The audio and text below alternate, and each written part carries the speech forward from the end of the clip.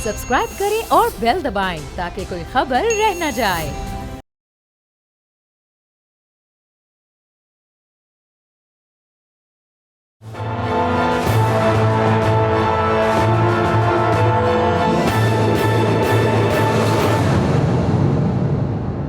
अस्सलामुअलैकुम नाज़रीन, मैं हूं आपका मेज़बान समी इब्राहिम और आप देख रहे हैं प्रोग्राम तज्ज़िया। आज हमारे साथ शहबाज़ अहमद हमारे सीनियर रिपोर्टर हैं जो वज़ीर-ए-आज़म हाउस को कवर करते हैं, वो हमारे साथ हैं और अलीना इलियास हमारे साथ हैं। जिन मौज़ूआत पर बात होगी उनमें एक तो डेफ़िनेटली जो वज़ीर-ए-आज़म का आने वाला दौरा है सऊदी अरब का 7 तारीख से शुरू हो रहा है, बहुत अहम। लेकिन पाकिस्तान फ़ौज के सरबराह जनरल क़मर जावेद बाजवा पहुँच चुके हैं सऊदी अरब। बड़ा ये अहम एक ये डिप्लोमेटिक डेवलपमेंट है, इस पर बात करेंगे। आज इलेक्शन कमीशन ने फ़ैसला सुना दिया जिसके तहत जो गिनती जुमेरात को दोबारा होगी हल्का 249 कराची का, जिसमें मिफ्ता इस्माइल साहब ने दरख्वास्त दी थी कि दोबारा गिनती की जाए और आज इलेक्शन कमीशन ने समाअत की, फ़ैसला महफूज किया, फिर वो फ़ैसला सुना दिया। बड़ा इम्पोर्टेंट ये पॉलिटिकल एक वाक़या है। कल खुशाब में मैदान सज रहा है, वहाँ पर सूबाई असम्बली, पंजाब असम्बली का ज़िमनी एक नशिस्त है, वहाँ पर है, उस पर मुकाबला है PTI नून लीग।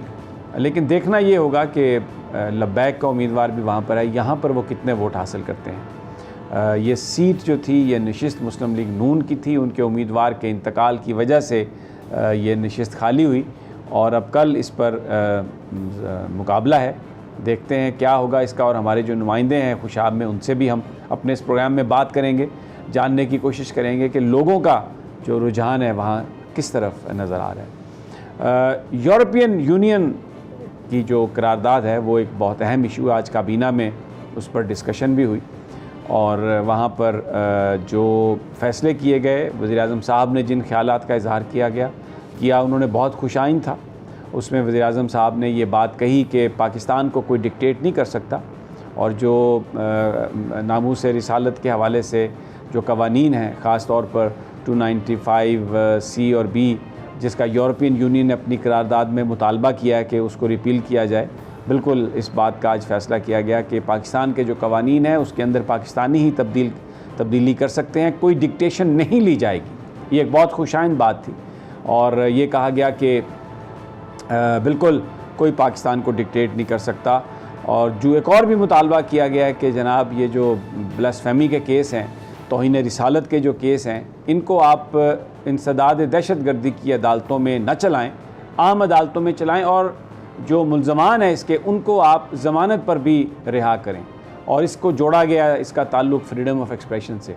तो ये भी बज़ाहिर ऐसा लग रहा है कि वफाकी काबीना और वज़ीर-ए-आज़म साहब इस हवाले से भी बिल्कुल ये फ़ैसला कर चुके हैं कि कोई इस तरह की तब्दीली नहीं तस्लीम की जाएगी।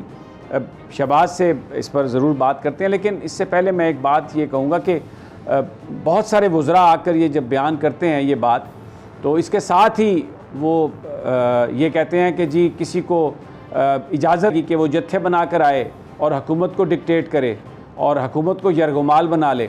तो ये बिल्कुल ये पाकिस्तान और उनका जो वो इशारा कर रहे होते हैं वो लब्बैक की तरफ करते हैं, जिसको कालअदम करार दिया जा चुका है और उनकी अपील पड़ी है एक वज़ारत दाखिला में। लेकिन यहाँ पर मैं एक बात याद दिलाना चाहता हूँ कि ये जो कुछ भी हो रहा है नामूस रिसालत के हवाले से, इसमें कोई शक नहीं कि वज़ीर-ए-आज़म साहब ने जो बात कही, काबीना ने जो बात कही, वो काबिल तारीफ़ है। लेकिन ये सारी जो गुफ्तगू शुरू इसलिए हुई कि एक जमात थी पाकिस्तान में, सिर्फ़ एक जमात, जिसने नामूस रिसालत पर किसी तरह का भी कंप्रोमाइज़ करने से इनकार कर दिया था और उनके साथ वादा था। मैं ये थोड़ा सा ये, क्योंकि आधा सच जो है वो नहीं बोलना चाहिए, पूरा सच बोलना चाहिए। ये मेरे आका का मामला है, ये मेरे नबी सल्लल्लाहु अलैहि वसल्लम की नामूस का मामला है। पाकिस्तानियों को सच बताना, सही बताना, ये भी हमारा फ़र्ज़ बनता है स्क्रीन से। ये जो सारा वाक़या था इसमें जिनको आपने कालअदम करार दे दिया, जिनको आपने दहशतगर्द करार दे दिया, फ्रांस को खुश करने के लिए, यूरोप को खुश करने के लिए, थोड़ा सा ज़रा पीछे चलकर देख लें कि वो सारा मामला था क्या। हुकूमत ने एक मुआहदा किया था, हुकूमत ने एक वादा किया था और कुरान कहता है कि जो अहद शिकन है वो, उसके बारे में बड़े सख्त अल्फाज हैं, मैं वो दोहराना नहीं चाहता। जो वादा किया मोमनो वो वादा पूरा करो। और वादा क्या था कि 20 अप्रैल से पहले कौमी असम्बली में ये बात पेश की जाएगी, रिटर्न एग्रीमेंट जिस पर दस्तखत वज़ीर दाखिला के, जिस पर दस्तखत वज़ीर मजहबी अमूर के, हुकूमत पाकिस्तान के। लेकिन और फिर वज़ीर आज़म साहब ने क्या कहा था, मैं ज़रा आपको वो बात भी सुना दूँ जो वज़ीर आज़म साहब ने कहा था, सुनवाइए ज़रा। ये वज़ीर आज़म साहब ख़ुद ऐलान फरमा रहे हैं कि हमारा उनके साथ मुआहदा है, बात हुई है और हम ये पार्लियामेंट में पेश करेंगे। पार्लियामेंट में तो पेश नहीं किया गया, उनको मुज़ाकरात में अंगेज किया गया। अभी मुज़ाकरात हो रहे थे कि एक जनाजे से वापसी पर उनके कायद को गिरफ़्तार कर लिया गया, उस पर रिएक्शन हुआ। रिएक्शन में भी मैं आपको ये बात बड़ी ज़िम्मेदारी से बता रहा हूँ कि बहुत सारा जो वायलेंस हुआ वो किया गया वहाँ पर, डेलिब्रेटली करवाया गया वहाँ पर। कोई इसकी जुडिशल इन्वेस्टिगेशन करवा ले, जिन लोगों पर इल्ज़ाम है उन लोगों ने वो वायलेंस नहीं किया, क्योंकि वो ये कहते हैं कि एक मंसूबा था कि कलअदम करार दे दिया जाएगा, एक मंसूबा था कि उसका एविडेंस इकट्ठा करके पूरे पाकिस्तान में एक कैंपेन चलाई जाएगी, किसी को बुरा या अच्छा कहने के लिए, परसेप्शन बनाने के लिए मीडिया को जो इन्फॉर्मेशन दी जाती है वो फिर ज़ाहिर है वो इन्फॉर्मेशन आती भी है, उसमें किसी की बदनीयती या अच्छी नीयत का ताल्लुक नहीं है। मीडिया के पास जो भी इन्फॉर्मेशन आएगी वो उसको चलाएंगे। तो बहरहाल ये मैं इसलिए ज़िक्र कर रहा हूँ कि आज जो काबीना में जो ये बात हो रही है कि हम बिल्कुल ये इस बात को तस्लीम नहीं करेंगे, उसकी वजह ये है, उनका अपना ईमान भी होगा, लेकिन एक बहुत बड़ा प्रेशर है। पूरा पाकिस्तान बंद हो गया, जिस पर फिर एक मुआहदा किया गया, जिस पर ये कहा गया कि जनाब ठीक है, जिसको कालअदम करार दिया गया है उनके कहने पर करारदाद हम पेश कर रहे हैं पार्लियामेंट में।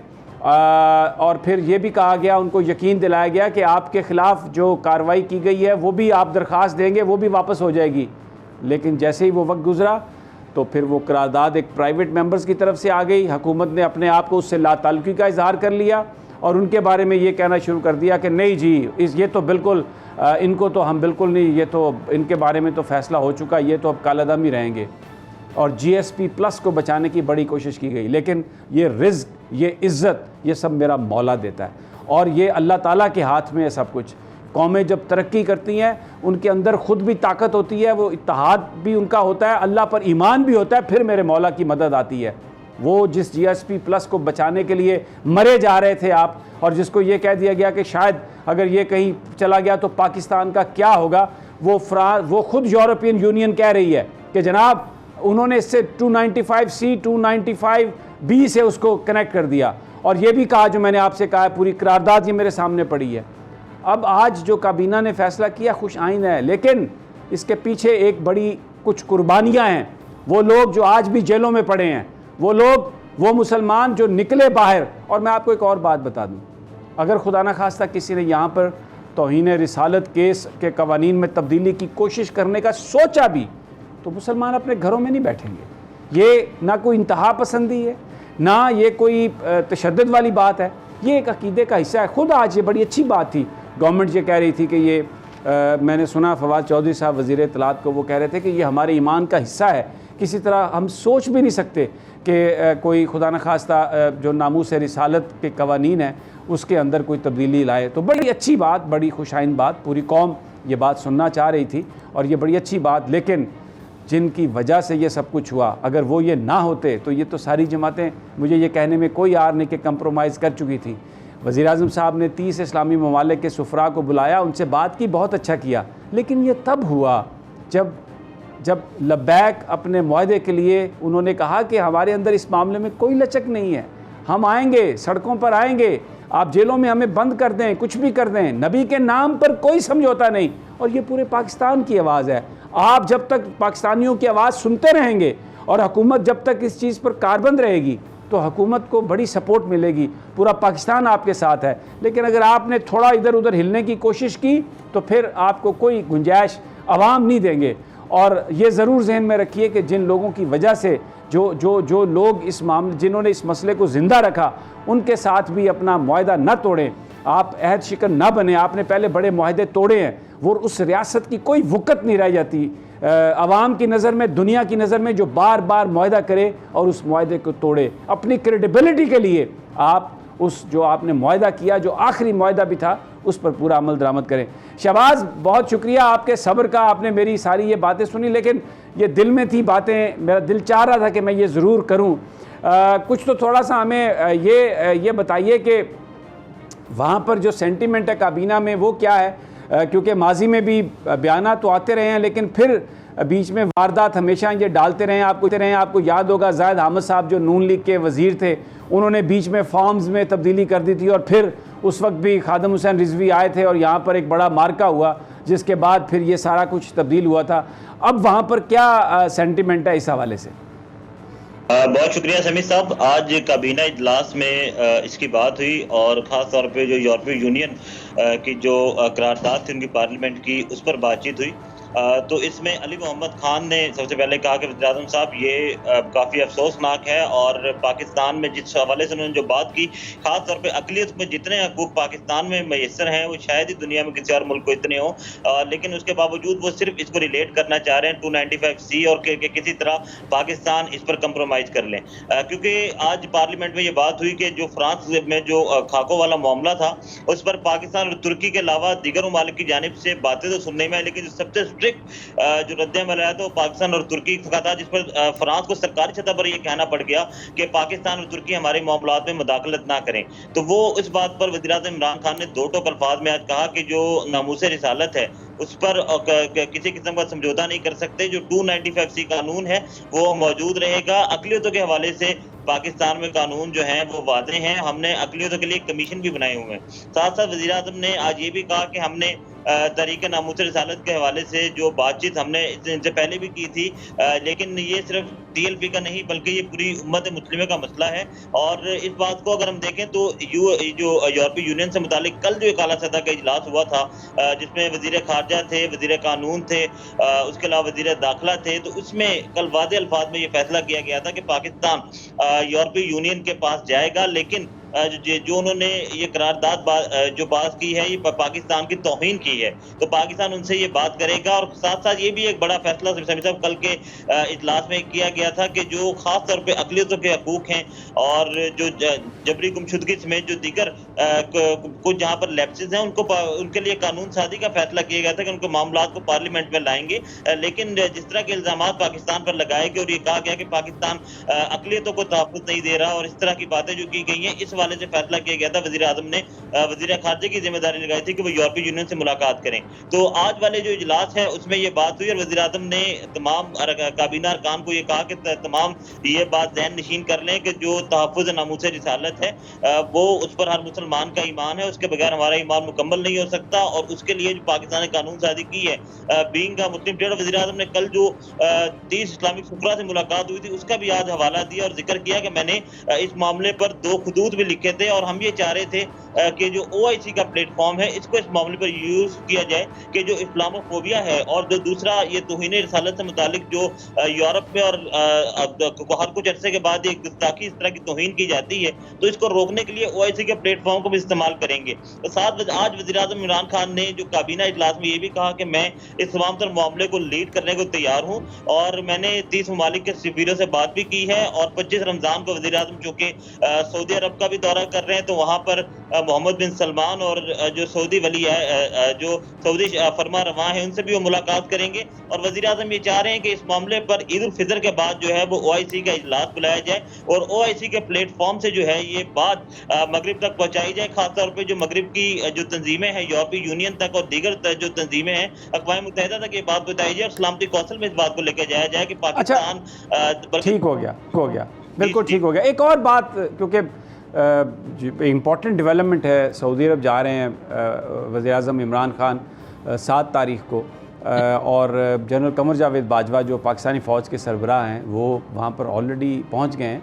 मैं I am not reading too much into that, लेकिन माजी में हमने ये देखा कि जनरल बाजवा और वज़ीर-ए-आज़म साहब इकट्ठे ही गए हैं। अभी इस दफ़ा वो अलहदा गए हैं, दिन को बहुत ज़्यादा आपस में फ़र्क नहीं है। ये कोई मसरूफ़ियत की वजह थी या ये शेड्यूल पहले हो गया था या कोई इसमें और वजह है, बहुत जिस तरह से स्पेकुलेशन हो रही है?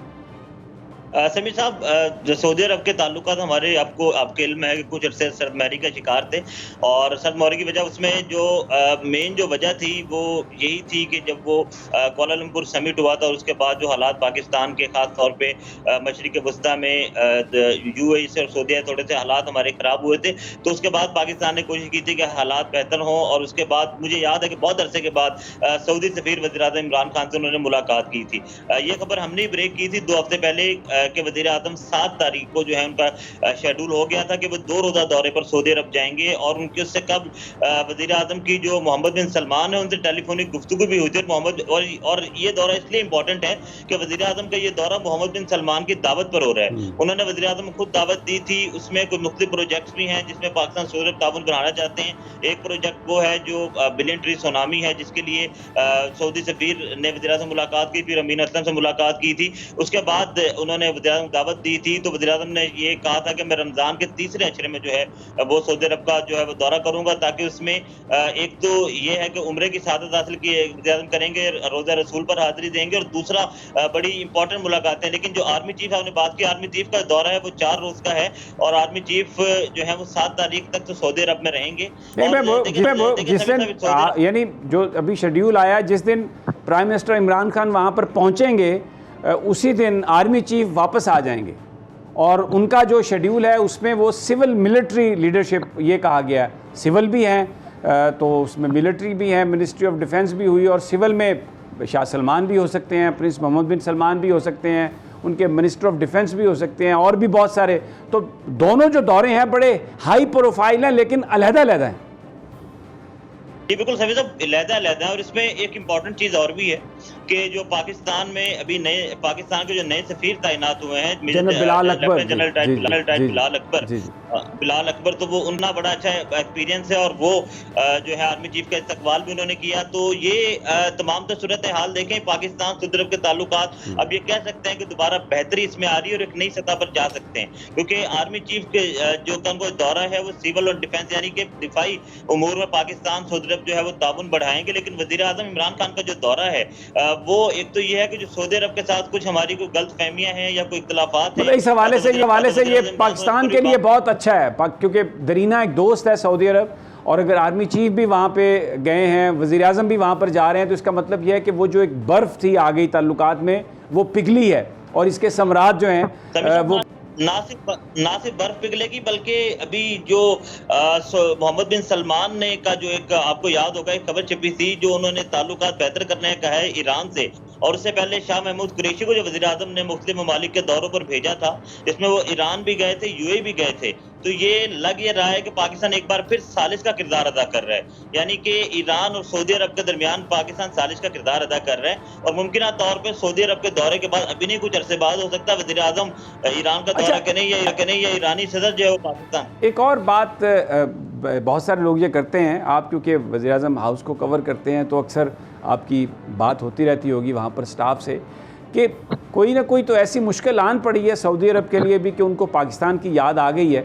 उससे पहले तो आपको पता है कि जिस तरीके से पैसे वापस मांगे गए पाकिस्तान से और फिर उसमें बड़े हमारे जो हाई प्रोफाइल हमारे जो लीडर्स थे वो भी वहाँ पर गए लेकिन मुलाकात ना हो सकी थी, बल्कि यहाँ तक भी ये रिपोर्ट हुआ कि सऊदी अरब ने बड़ी नाराज़गी का इज़हार किया था जो इनिशिएटिव था वज़ीर-ए-आज़म इमरान खान का तैयब अर्दवान के साथ और तब मलेशिया के मोहम्मद महातीर के साथ, और ये थ्रेट किया गया था कि अगर पाकिस्तान गया टर्की में उस प्रेस कॉन्फ्रेंस में उस कॉन्फ्रेंस में अगर शिरकत की पाकिस्तान ने तो जो 30 लाख पाकिस्तानी सऊदी अरब में काम कर रहे हैं उन सब को वापस कर दिया जाएगा। अल्फाज तो कुछ और कहे गए थे लेकिन मैं सेंसिटिविटी की वजह से सिर्फ ये यूज़ कर रहा हूँ कि ये कहा गया कि उनको वापस कर दिया जाएगा। तो बड़ी एक अजीब सी सूरत हाल थी। तो ये क्या जो अमेरिका की क़यादत तब्दील हुई है और उसके बाद फिर जिस तरीके से अमेरिका से ट्रीटमेंट मिला सऊदी अरब को, ये वजह है कि अब पाकिस्तान के साथ ताल्लुकात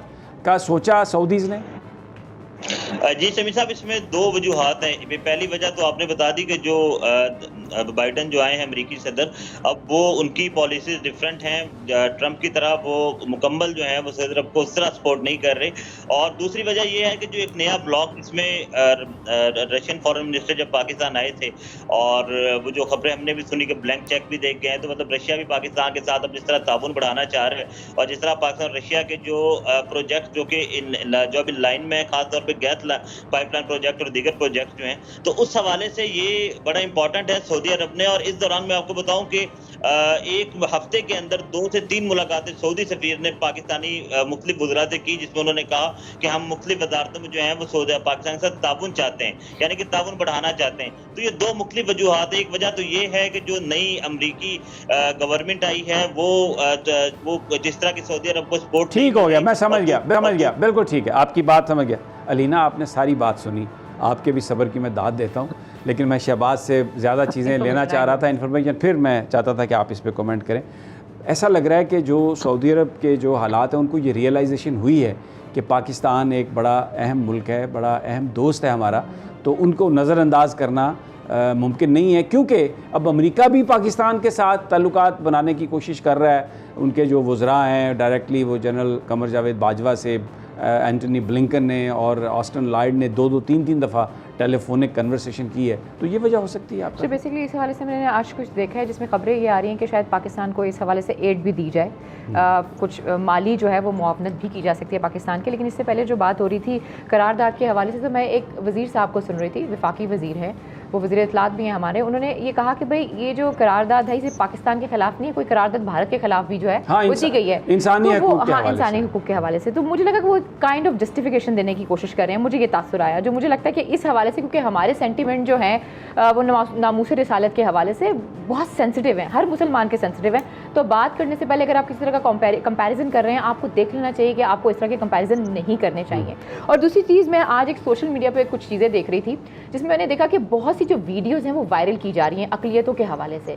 अब कौन से ऐसे फॉरेन एलिमेंट्स हैं जो पाकिस्तान में बैठ के अक़लियतों के हवाले से ऐसी वीडियोज़ वायरल कर रहे हैं जिसमें अक़लियतों के साथ जो है वो सलूक सही नहीं किया जा रहा इस टाइम पर, जबकि हमें पता है कि चीज़ें बहुत ज़्यादा सेंसिटिव हैं। यूरोपियन यूनियन जिस तरीके से हमें देख रहा है, हमें हर चीज़ का अंदाज़ा है।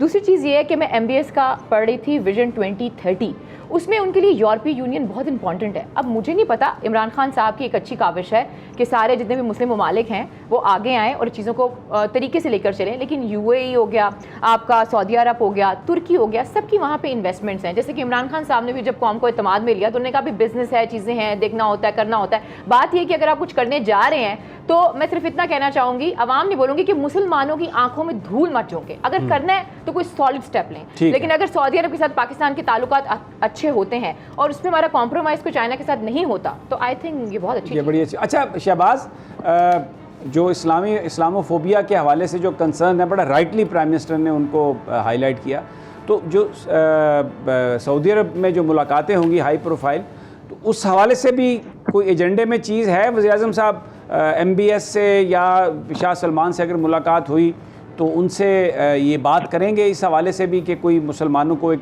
मुशतरका हिकमत अमली और OIC को मज़ीद फ़ाल यूनाइटेड नेशन में लेजिस्लेशन?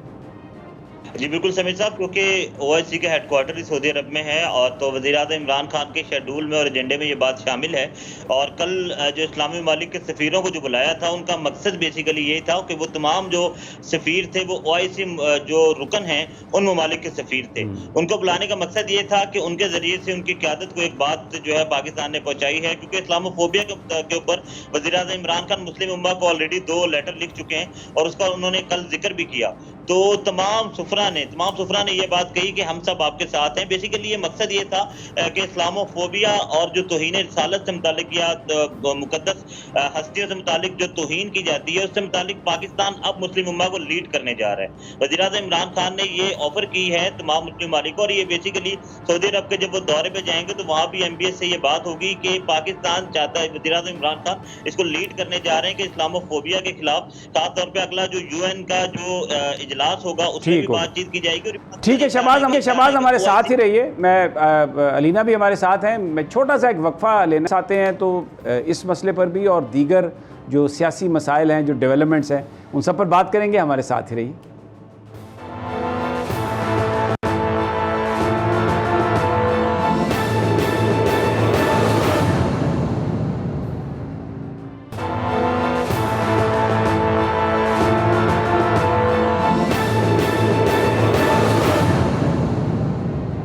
वेलकम बैक नाजरीन। शहबाज हमारे साथ हैं, अलीना भी हमारे साथ हैं और बड़ा सेंसिटिव मामला है यूरोपियन यूनियन की करारदाद, फिर उसके अलावा सऊदी अरब के ताल्लुकात, उस पर हम बात करते रहें। शहबाज, मैं आपसे एक और सवाल करना चाहता हूँ। अब बार बार हुकूमती वज़रा ये कह रहे हैं कि हम हॉस्टेज नहीं बनेंगे, हम किसी ग्रुप को ये इजाज़त नहीं दे सकते, लेकिन ये तमाम जो सियासी जमातें हैं उसमें चाहे मुस्लिम लीग नून हो, चाहे उसमें तहरीक इंसाफ हो, ये वो जमातें हैं जो माजी में न सिर्फ धरने दे चुकी हैं बल्कि बड़े बड़े ये जुलूस निकाल चुकी हैं, बल्कि यहाँ तक हो चुका है कि इमरान खान साहब भी, नवाज़ शरीफ साहब भी, जिस वक्त पुलिस आती थी इनको पकड़ने के लिए, इनको मारने के लिए, तो वो कहते थे कि कायद आज़म का हुक्म है कि आप सिर्फ कानूनी जो अहकामात हैं उनकी पाबंदी करें। बल्कि नवाज़ शरीफ साहब ने तो वो जो था पुलिस वाला, उसने अपनी बेल्ट उतार दी और उन्होंने गले लगा लिया कि तुमने बड़ा अच्छा काम किया। खुद खान साहब 126 दिन बैठे रहे इस्लामाबाद में यहाँ पे धरना दे के, और कितना इसमें वायलेंस भी हुआ, टीवी स्टेशन पर भी कब्जे हुए, सब कुछ हुआ। तो उसको वो समझते हैं कि वो जायज़ है। और ये जो एक वाक़या जिसमें एक जमात, और उसमें जो वायलेंस हुआ, उस जमात का ये कहना है कि उसमें बहुत सारे लोग ऐसे आ गए जिनका उनसे ताल्लुक़ ही नहीं था, और ये एक ऐसी लग रहा था, एक बात ऐसी साजिश लग रही थी कि उनको विलन बना के पेश किया जाए, जबकि उनके पास तो वो कोई हथियार तक बरामद नहीं हुआ उनके पास से। तो इस बात पर आपकी किसी वज़ीर से बात हुई? वो ये बात, इस पर क्या उनके कमेंट्स हैं?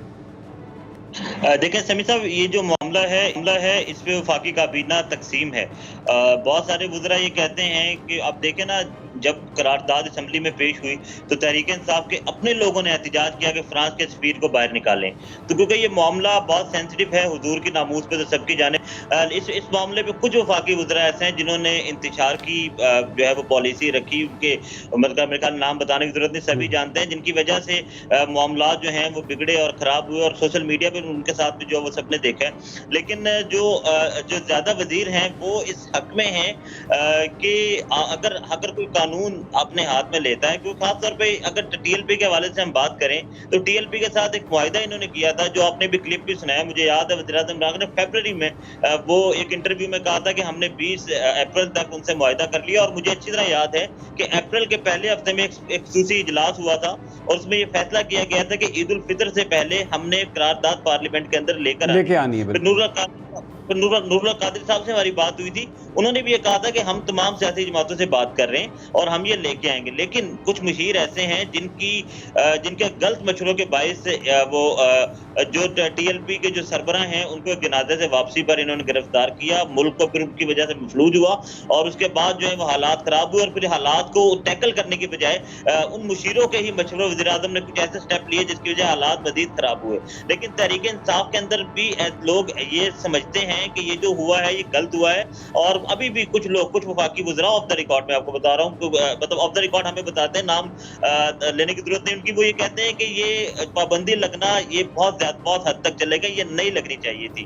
तो ये अब तहरीक इंसाफ के अंदर भी इसमें जो है वो तकसीम है पार्टी में, और जो कुछ वज़रा हैं जिनकी वजह से ये हालात खराब हुए, क्योंकि आपको याद होगा एक जिस वक्त ये तहरीक इंसाफ का अपना धरना था तो इमरान खान और अलवी साहब की एक कॉल लीक हुई थी, आपके इल्म में है, तो वो और सारे मामला चले थे। जिस तरह इन्होंने 2017 में जिस तरह परवेज खटक जब एहतजाज करने आ रहे थे बनी गाला में जो कुछ हुआ था, तो इमरान खान खुद ये समझते हैं कि एहतजाज हर सियासी जमात का हक जरूर है, लेकिन इसमें कुछ इंतहा पसंद लोग कुछ दाखिल हो गए थे, और उस जमात का क्लेम भी ये है कि उनके अपने लोग नहीं है जिन्होंने सरकारी इमलाक को नुकसान पहुंचाया, उससे वो ये कहते हैं कि वो हमारा ताल्लुक नहीं है। लेकिन अगर वो जिन्होंने नुकसान पहुंचाया उसको गिरफ्तार करे हुकूमत, तो उनको कोई इसमें हर्ट नहीं है। अगर उस जमात को इन्होंने कलअदम करार दिया है, अगर उस जमात को हुकूमत कलअदम करार देती है, तो वही जमात कराची के NA 249 के इलेक्शन में दूसरे तीसरे नंबर पे आके बता देती है कि अवाम उन्हें पसंद करती है। तो नहीं, इसका मतलब तो ये है ना कि जो फिर कलअदम करार दिया गया था, जो इस हुकूमत ने कलअदम करार दिया, कराची के अवाम ने उस हलके में जहां से तहरीक इंसाफ जीती हुई थी वहां पर लब्बैक को वोट दे के इनका जो फैसला है उसको रिजेक्ट किया, एक मैसेज दिया वज़ीर आज़म साहब को और काबीना को कि आप ये जो कुछ कर रहे हैं ये गलत है।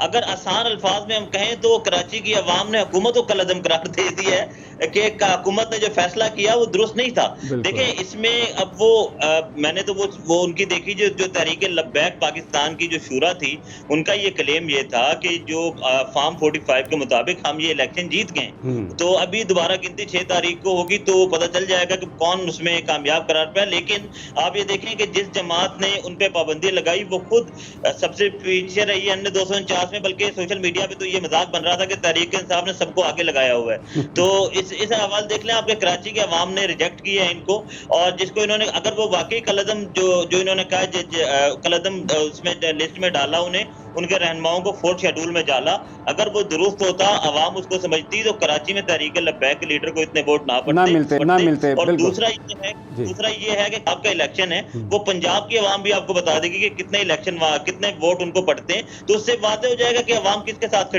साथ खड़ी है। अच्छा अलीना, मैं इस बात मैं समझने से कासिर हूँ कि ये सियासी जमातें ये खुद लॉन्ग मार्च भी करती हैं, ये धरने पे भी जाती हैं, और मौलाना फजलुर रहमान अपनी डंडा बरदार फोर्स भी लेके आते हैं, और वो सब कुछ यानी एक लेजिटिमेट गवर्नमेंट को गिराने के लिए, जबकि जो ये मुआहदा हुकूमत का था ये एक नामूस रिसालत के हवाले से था, ये किसी हुकूमत के ख़िलाफ़ नहीं था।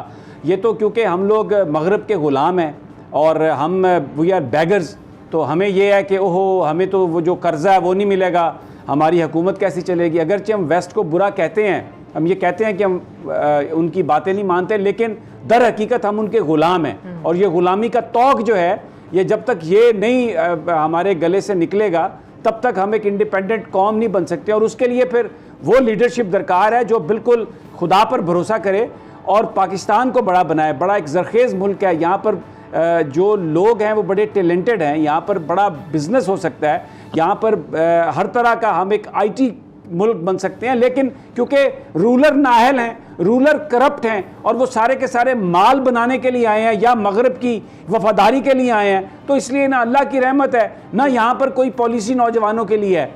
तो ये एक तरह का हमें दोहरा मेयार नज़र नहीं आता लीना। ये सर ये तो बहुत चीज़ें क्लियर हो गई हुई हैं। देखिए जब इमरान खान साहब आए थे तो उन्होंने कहा था कि मैं मदीना की रियासत बनाऊंगा। जब वो मदीना की रियासत की बात करते हैं तो सबसे पहले जो चीज़ ऊपर आती है वो नबी करीम सल्लल्लाहु अलैहि वसल्लम का नामूस आता है, ठीक है। अब मसला ये है, जैसे कि आपने सवाल किया TLP के हवाले से, मैं सिर्फ इतना कहना चाहूँगी, आखिर डर किस चीज़ का है? ये सिर्फ मैं इमरान खान साहब की यहाँ पर बात नहीं करूँगी। डर किसको, इसमें डर जो है वो पीपल्स पार्टी को भी है, डर जो है वो नून लीग को भी है। अब डर किस चीज़ का? एक फिनोमिना है, एक कॉन्सेप्ट है, एक नज़रिया है, जिसको मैंने अपनी पूरी ज़िंदगी में, समी साहब जब खादिम हुसैन रिजवी की आखिरी रसूमात हो रही थी, मैंने इतने बंदे कभी नहीं देखे। हाँ, जब उनका था जनाजा था, मैंने कभी इतने बंदे नहीं देखे। फिर आप देखें बिलावल को जिस तरीके से हराया जाता है, फिर जिस तरीके से कराची में उनको कैंपेन करने का कोई मौका नहीं दिया जाता, लेकिन फिर भी वो देखें किस तरीके से तीसरे नंबर पर आते हैं, और बकौल उनके जो फॉर्म 45 है अभी उनको बहुत से मिले ही नहीं है, पूरे पोलिंग स्टेशन के उनके पास नहीं आए हैं, और उनके बकौल उनके पास जो रिजल्ट्स आ रहे थे या उनके पास जो अनाउंसमेंट्स आ रही थे वो जीत चुके थे।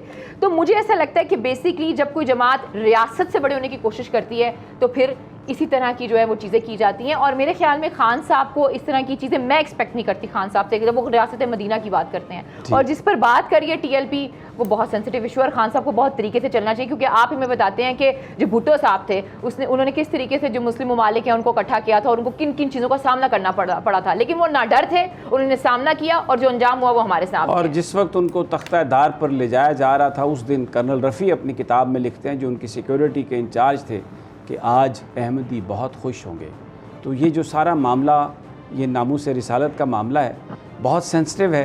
कौन उस वक्त किस ओहदे पर फाइज था, कौन क्या कर रहा था, किसने वो सारा जाल बुना, वो बहुत सारी ऐसी बातें हैं जिनको डेलिबरेटली हम नहीं करते, इसलिए कि हमारी जो भी गुफ्तगू है इस TV स्क्रीन पर वो इंतशार के लिए नहीं है, वो सिर्फ़ हुक्मरानों को ये बताने के लिए है कि लोग क्या सोचते हैं, क्योंकि बीच में बड़ी बड़ी दीवारें आ जाती हैं सिक्योरिटी और प्रोटोकॉल के नाम पर, और जो लोगों की आवाज़ें हैं, जो लोगों की सदाएं हैं, जो लोगों के जज्बात हैं, जो लोगों की चीखें हैं, वो उन दीवारों से पार नहीं जाती, क्योंकि वहाँ पर जो लोग बैठे होते हैं वो बिल्कुल वो बहरे हो चुके होते हैं, वो प्रोटोकॉल में और ताकत के नशे में इतने सरशार होते हैं कि उनको जो गरीब आदमी या जो आवाम, जो असल स्टेक होल्डर्स हैं, वो उनको नज़र नहीं आते अनफॉर्चुनेटली। तो वहाँ पर मीडिया का किरदार बनता है, जिसमें हम लोग अपनी हिम्मत और अपनी सोच के मुताबिक बात करते हैं। एक बात मैं सिर्फ कहूँगा यहाँ पर, हमारी सोच में एरर तो हो सकता है, हम इंसान हैं,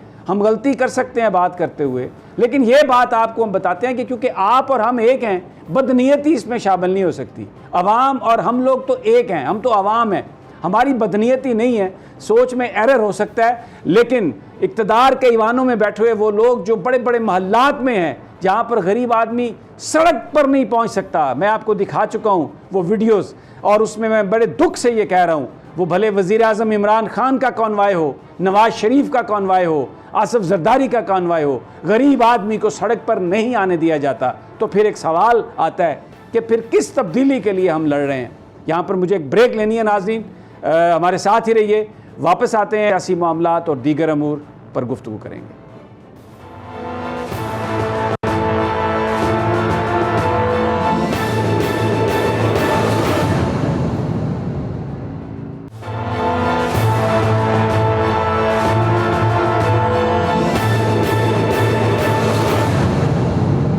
वेलकम बैक नाजरीन, अलीना इलियास और शहबाज हमारे साथ हैं, लेकिन अब एक और हमारे कुलीग हमें उन्होंने ज्वाइन किया, खुशाब से हमारे नुमाइंदे हैं आफ्ताब साहब, और क्योंकि मामला नामूस रिसालत का और कल इलेक्शन है, अब वैसे तो मुकाबला पीटीआई और नून लीग के बीच में होगा, सीट पीटीआई की थी, आई थिंक PP 84 है ये, और इसमें आफ्ताब साहब हमारे नुमाइंदे हमारे साथ हैं, उनसे पूछते हैं कि क्या सूरत हाल है। आफ्ताब अस्सलाम वालेकुम, आप मेरी आवाज़ सुन रहे हैं?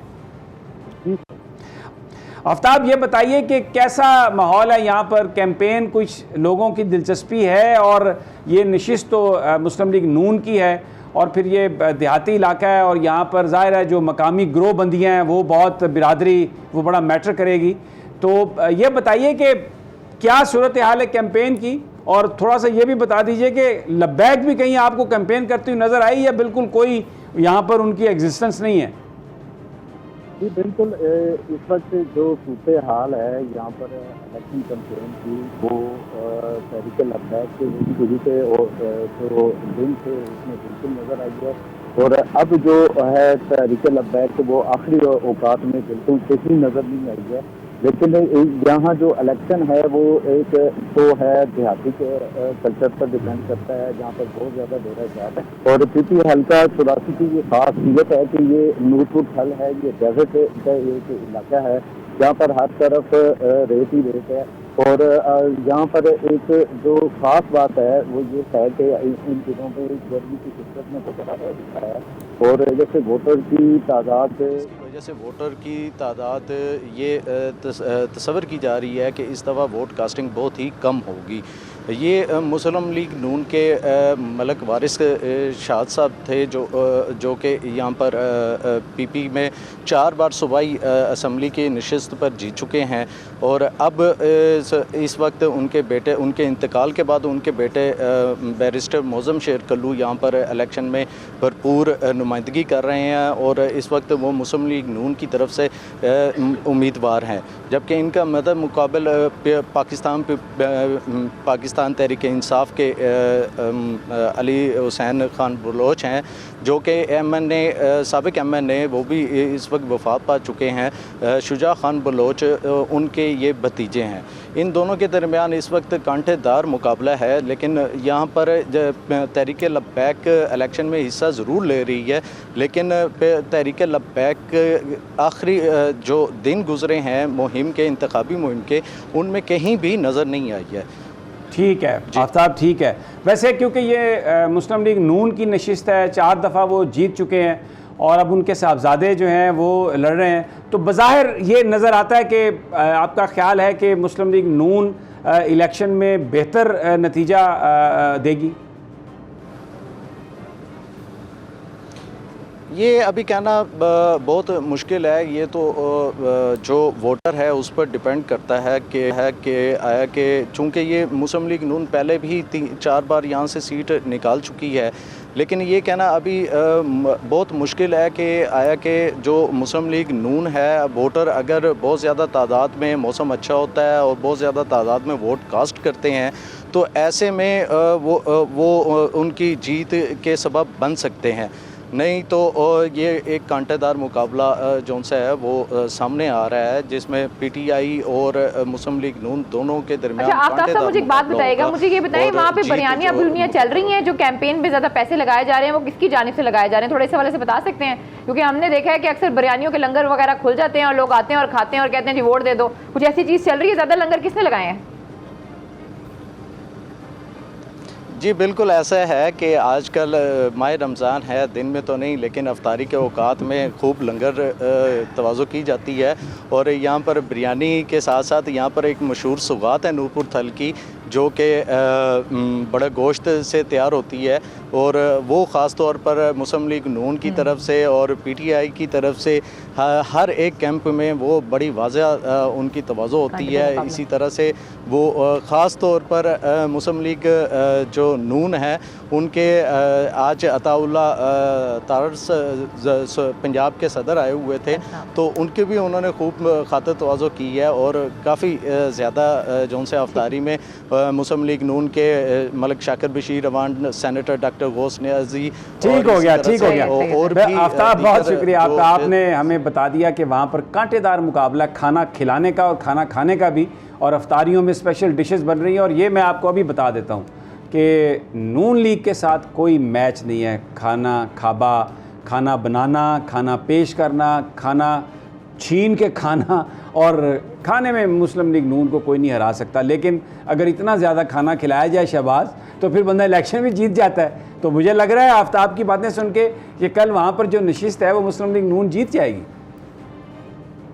जी बिल्कुल समीर साहब, अगर हमारे रिपोर्टर आफ्ताब बता रहे थे उस वाले से देखा जाए तो जिस तरह ख्वाबे चल रहे हैं तो मुस्लिम लीग नून की जीत तो यकीनी है। और फिर दूसरा है जिन्होंने बताया कि सूबाई वजीर 4 बार लगातार उसी हल्के से वो एमपीए रह चुके हैं, तो वो उनका मुकाबला जो है वो बता रहे हैं कि होगा कांटेदार मुकाबला, लेकिन पल रहा भारी तो मुस्लिम लीग नून का लग रहा है। अब देखते हैं कल खाने कौन चलाता है, अगर कल इसी तरह के खाने रहे। अच्छा आज ये मुझे बताइए, आज इलेक्शन कमीशन ने कराची का जो फैसला है, उन्होंने कहा कि गिनती होगी, अब जुमेरात को गिनती होगी आज, यानी फैसला ये हुआ। तो तहरीक इंसाफ तो अब ये कह रही है कि पोलिंग ही दोबारा हो वहाँ पर, और पीपल्स पार्टी कह रही है हम जीत जाएंगे। तो ये क्या माजरा, क्या बेसिकली क्या कोई गिनती में कोई इस बात का इम्कान है कि मुस्लिम लीग नून जीत जाएगी? समीर साहब, गिनती में इम्कानात तो बहुत ज़्यादा हैं। अगर गिनती में ये भी हो सकता है कि तहरीक लब्बैक भी जीत जाए, क्योंकि क्लेम तो उनका भी है। इस वक्त तीन जमातों का क्लेम है, मुस्लिम लीग नून, पीपल्स पार्टी और तहरीक लब्बैक। और तहरीक इंसाफ तो इस वक्त कहीं पर है ही नहीं, दूर तक वो तो इस खेल में नहीं है ना। तहरीक इंसाफ इसलिए रीपोलिंग का कह रही है क्योंकि उनका जो डस्का था वहाँ पर उनका रीपोलिंग का मुतालबा नहीं था, वो इलेक्शन हार के। यहाँ पे रीपोलिंग का मुतालबा कर रहे हैं। तहरीक इंसाफ शायद समझते हैं कि रीपोलिंग के बाद उनको चांस मिल जाएगा, कुछ वक्त मिल जाएगा, शायद वो इलेक्शन जीत जाए। मैं आपको एक वजीर के साथ बैठा हुआ था, उसका नाम तो नहीं बताऊंगा, उसने मुझे कहा कि जब इलेक्शन हम लोग रात को जब रिजल्ट आ रहे थे तो किसी ने उन्हें भेजा कि तहरीक इंसाफ ने सबको आगे लगाया हुआ है, तो इस पर कोई रद्द अमल नहीं देंगे। वो कहते हैं अच्छी बात है, मैं तो समझ रहा हूँ नून और पीपल्स पार्टी आपस में लड़े जा रहे हैं, हमें तो बात करने की नौबत की जरूरत ही नहीं है। तो ये गेम बेसिकली इन तीन जमातों की है, मुस्लिम लीग नून, पीपल्स पार्टी और तहरीक लब्बैक का मामला। ये तो चले आपने ऑन ए लाइटर साइड ये बता दिया, लेकिन क्या कोई पीटीआई की क़यादत में ये अदराक है, कहीं उनकी ये सोच है कि ये जो नताइज हैं ये क्यों आए हैं, 5वें नंबर पर तहरीक इंसाफ क्यों चली गई है? संजीदगी से क्या महंगाई इतनी हो गई, अनएम्प्लॉयमेंट इतनी हो गई, तवक्कुआत इतनी शटर हो गई, इस बात का एहसास है पीटीआई की क़यादत को? जी, वज़ीर आज़म इमरान खान ने इस बात पे अच्छी खासी क्लास ली है। मेरी इतलात हैं कि जो सिंध की क़यादत है उनसे उनकी ठीक ठाक वो क्लास ली है इस बात पे, क्योंकि तहरीक इंसाफ में जब ये इलेक्शन अनाउंस हुआ था फैसल वाउडा की सीट के बाद तो बड़े इख्तिलाफ़ात सामने आए। तो खास तौर पर जब ये अमजद आफरीदी को टिकट दे रहे थे तो उसके बाद आपको याद होगा शहजाद अवान जो कि रुकने सूबाई असम्बली हैं, उन्होंने अच्छा खासा जो है वो उन्होंने कहा इस पर एतराज़ किया था। बहुत सारे लोगों ने जो है वो इस बातों पर एतराज़ किया था। वज़ीर आज़म इमरान खान को खत भी लिखे गए थे। एक पॉइंट तो ये है कि तहरीक इंसाफ की जो अपनी कारकर्दगी है 2.5 साल की, शायद अवाम ये समझते हैं कि जिस तरह डिलीवर कर ये नहीं कर पाए उस तरह, क्योंकि जितने भी ज़िमनी इलेक्शन है तहरीक इंसाफ अभी तक कोई नहीं जीता। नहीं, लेकिन यहाँ पर एक सेकंड रुकिए ज़रा, पीपल्स पार्टी की क्या डिलीवरी है कराची में, सिंध में, वो कैसे जीत गए? ये तो मुझे अगर ये इलेक्शन अगर परफॉर्मेंस की बुनियाद पर है, तो सिंध के जो वहाँ पर जो अब मकामी तौर पर अगर कोई महंगाई है, अगर गली नहीं बनी, सड़क नहीं बना, पानी वहाँ पर, तो वो तो पीपल्स पार्टी की गवर्नमेंट का मामला है, वो तो जीत गए हैं वहाँ पर। परफॉर्मेंस तो पीटीआई की वहाँ पर बेटर नहीं करती कंपैरिजन टू पीपल्स पार्टी। पीपल्स पार्टी की वहां पे हुकूमत है और वही उनको क्रेडिट है। जो कोई मुस्लिम लीग नून ने भी उन पे ये इल्जाम लगाया कि रातों रात रिजल्ट जो है वो तब्दील हुए। तहरीक इंसाफ को जो सबसे बड़ा जो इस इलेक्शन में नुकसान हुआ है वो ये हुआ है कि एक तो टिकट की तकसीम ठीक नहीं हुई थी। तहरीक इंसाफ की क़यादत समझती है, वज़ीर-ए-आज़म इस पर रिपोर्ट तलब की है, वो 1-2 रोज में आ जाएगी तो उस पर मज़ीद चीजें टिकट का फैसला तो वज़ीर-ए-आज़म खुद करते हैं। रिपोर्ट किससे तलब कर ली? खुद से रिपोर्ट तलब कर ली है, यानी वो खुद तो फैसला करते हैं कि किसको मैंने टिकट देनी है। इधर तो इस्लामाबाद में तो लोग बताते हैं कि घरों तक के लिए तो वो फ़ोन करते हैं, तो फिर ये कैसे हो गया कि वो टिकट इमरान इस्माइल ने थोड़ी दी होगी, टिकट तो वज़ीर-ए-आज़म की दी होगी ना। कारकुनान की नाराजगी है, कारकुनान की नाराजगी। तो कारकुनान से कहाँ मिलते हैं इमरान खान साहब, मुझे बताएं ना, कहाँ मिलते हैं कारकुनान से? कोई पीटीआई के किसी वर्कर से कोई इमरान खान का राब्ता है सिवाय वो जो टेलीफोन कॉल्स आती हैं जिसको टीवी पे पूरे सुनाते हैं हम 2 घंटे या 3 घंटे, इसके अलावा क्या राब्ता है पीटीआई से इमरान खान साहब का? कोई नहीं। लेकिन अभी कुछ अरसे के बाद एक अच्छा फैसला किया कि एक वर्कर को इन्होंने वज़ीर मुमलिकत लगा दिया है, फरूक हबीब को। वो तो एक बड़ा अच्छा फैसला है, वो तो एक वर्कर लगा है, इसमें कोई शक नहीं। ये सबसे एक पहला अच्छा फैसला है। लेकिन पीटीआई जो है बतौर जमात, उसके साथ तो कोई राब्ता नहीं है इस वक्त इमरान खान साहब का। देखिए अब यहाँ पे इवन के आप बलोचिस्तान में देखें, बलूचिस्तान में जब वज़ीर-ए-आज़म इमरान खान कोयटा का दौरा करने जा रहे थे तो वहां पर भी पार्टी तकसीम थी और पार्टी नाराज हो गई थी। आपको याद होगा कि पहले वज़ीर-ए-आला बलूचिस्तान, पहले गवर्नर बलूचिस्तान और वज़ीर-ए-आला बलूचिस्तान की तब्दीली की बातें जो है वो शुरू हो चुकी हैं। उसमें ये अब वो तो जो कारकुनान का जो इशू है वो ये कहते हैं कि वज़ीर-ए-आज़म हमसे राब्ते में नहीं रहते, इवन के वज़ीर-ए-आज़म तो नहीं रहते, जो वज़ीर-ए-आला और गवर्नर हाउस है जो हमारी हुकूमत के अपने, वहां पर भी हमें आने की इजाजत नहीं है। तो ये कारकुनान की नाराजगी तो बनती है सर। जो सीनियर लीडरशिप है, इवन कि आप ये देखें कि 2.5 सालों के अंदर फैसल वावडा अपने हलके के अंदर नहीं गए। फैसल वावडा जब इलेक्शन जीत कर आए, बेसिकली जो तहरीक इंसाफ का वोटर था हलके में, वो इसलिए खफा हुआ कि जिन लोगों को उन्होंने वोट दिया, बल्ले को वोट दिया, वहाँ पर कराची से कितने वज़ीर हैं, वो कोई भी वहाँ पर नहीं आया उनकी दाद रसीली के लिए। लेकिन एक और बात है कि हम बहुत बड़े क्रिटिक हैं, पीपल्स पार्टी पर बड़ी तनकीद करते हैं, लेकिन अगर उन्होंने वोट लिए हैं तो ये वही इलेक्शन कमीशन है जिसने डस्के में इलेक्शन करवाया और वो कहते हैं कि जी बड़ा हम फ्री और फेयर इलेक्शन करवाते हैं। तो फिर ये तो एक, इससे तो ये जाहिर होता है कि वहाँ पर उनके वर्कर्स ने, उनकी जो सूबाई इंतज़ामिया है, उन्होंने हल्के में कुछ ना कुछ तो काम किया है जिसकी वजह से इतने वोट मिले हैं। ये तो अब फिर क्या वजह हो सकती है? समीर साहब, ये पीपल्स पार्टी की वाकई बड़ी कामयाबी है, लेकिन आप ये देखें इसमें एक जो फैक्टर है वो टर्न आउट का भी है। अब कुछ इसमें कानूनी माहिरीन बेहतर बता सकते हैं कि टर्न आउट कहते हैं कि 10% भी नहीं था, और अगर 10% से कम टर्न आउट हो तो इलेक्शन नहीं टर्न आउट तो 21% था भाई, 21% टर्न आउट था, 21%। कहा था एक वजीर में प्रेस नहीं, वो वजीर तो प्रेस कॉन्फ्रेंस में बहुत कुछ कहते हैं। अगर आप वजीरों की, अल्लाह ताला उन्हें सच बोलने की तौफीक दे, मैं कोई किसी पे इल्ज़ाम नहीं लगाता, लेकिन भाई टर्न आउट तो 21% था। खैर अब जुमेरात को गिनती होगी तो पता चल जाएगा कि कौन जीता है। और कल भी जो मार्का है, बज़ाहिर तो मुझे वो उसमें नून लीग का पलड़ा भारी लगता है, इसलिए कि वो उन्हीं की सीट है और खुशाब इलाका ऐसा है कि जहाँ पर ग्रोही और बिरादरी और ये पुराने जो ग्रुप्स हैं वो लड़ते हैं इलेक्शन, और वही उसी की बुनियाद पर फैसला होता है। बहरहाल देखते हैं कल क्या होगा। ना कल तक के लिए हमें इजाज़त दीजिए, अपना और अपने साथियों का ख्याल रखिए। इंशाल्लाह कल फिर मुलाकात होगी। अल्लाह निगहबान।